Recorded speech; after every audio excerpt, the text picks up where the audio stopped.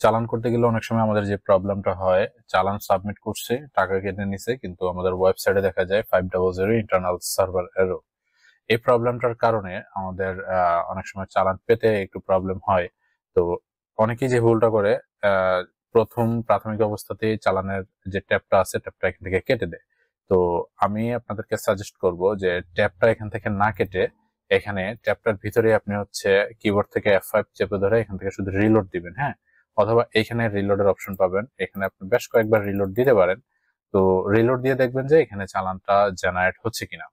যদি এখানে চালানটা জেনারেট না হয়, আপনি এখানে যে ট্যাবটা আছে ট্যাবটা আপনি কাটবেন না। না কাটা অবস্থাতেই আপনি যে মোবাইল নাম্বারটা আপনি চালানে ব্যবহার করলেন সেই মোবাইল নাম্বারে দেখবেন যে কোনো SMS আসে কিনা। অবশ্যই SMS যাবে, হয়তোবা একটু লেটে SMS যেতে পারে। তো সেক্ষেত্রে আপনি এই চালানের যে মেসেজটা আপনি মোবাইল ফোনে পাবেন সেই মেসেজটা দিয়েও কিন্তু আপনি পরবর্তীতে আপনার চালানটা ডাউনলোড করতে পারবেন। তবে অনেক ক্ষেত্রে দেখা যায় যে আমরা যদি এই ট্যাবের ভিতরে এটাকে রিলোড করি, বারবার রিলোড করলে কিন্তু অনেক সময় দেখা যায় এই ট্যাবের ভিতরে আমাদের চালানটা জেনারেট হয়ে চলে আসে।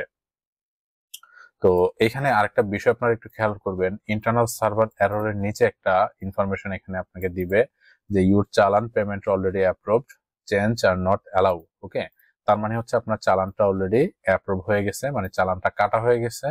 হয়তোবা আপনার এখানে জেনারেট হচ্ছে না, কিংবা আপনার মোবাইল ফোনে এখনো পর্যন্ত SMS আসেনি, সেক্ষেত্রে আপনাকে SMS এর জন্য ওয়েট করতে হবে।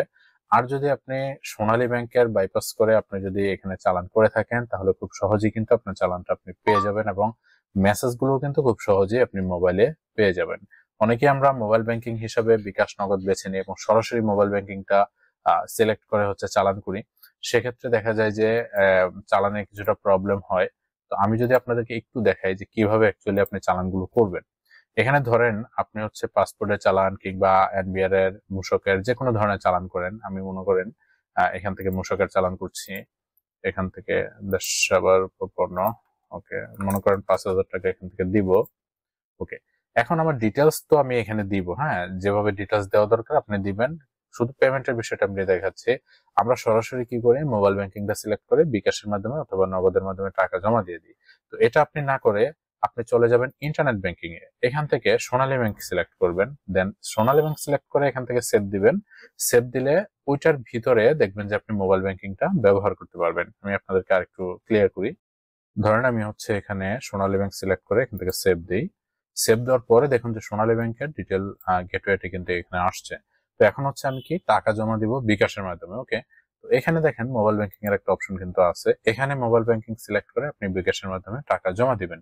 এতে করে কি হবে, আপনি সোনালী ব্যাংক বাইপাস করে বিকাশের মাধ্যমে টাকা জমা দিচ্ছেন। এক্ষেত্রে যদি আপনার চালান কোনো ধরনের ড্রপ আউট হয় কিংবা চালান জেনারেটে কোনো সমস্যা হয়, সেক্ষেত্রে আপনার চালানটা খুব সহজেই আপনি সোনালী ব্যাংকের মাধ্যমে রিকভার করতে পারবেন।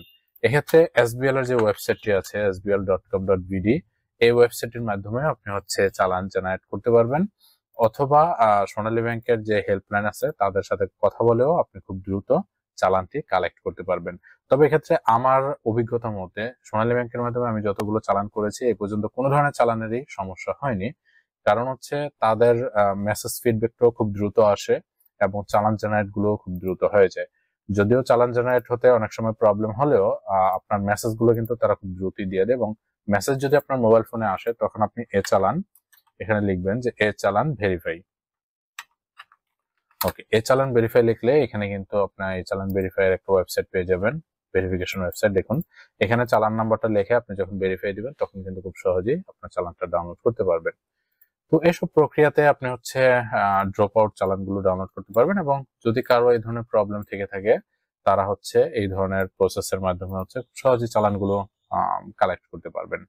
তো চালান বিষয়ে যদি কোনো কিছু জানার থাকে অবশ্যই কমেন্টস করে জানাবেন। আর যারা আমাদের চ্যানেলটিতে নতুন দেখছেন, সাবস্ক্রাইব করে আমাদের সাথে থাকবেন। দেখা হচ্ছে পরবর্তী ভিডিওতে। আসসালামু আলাইকুম।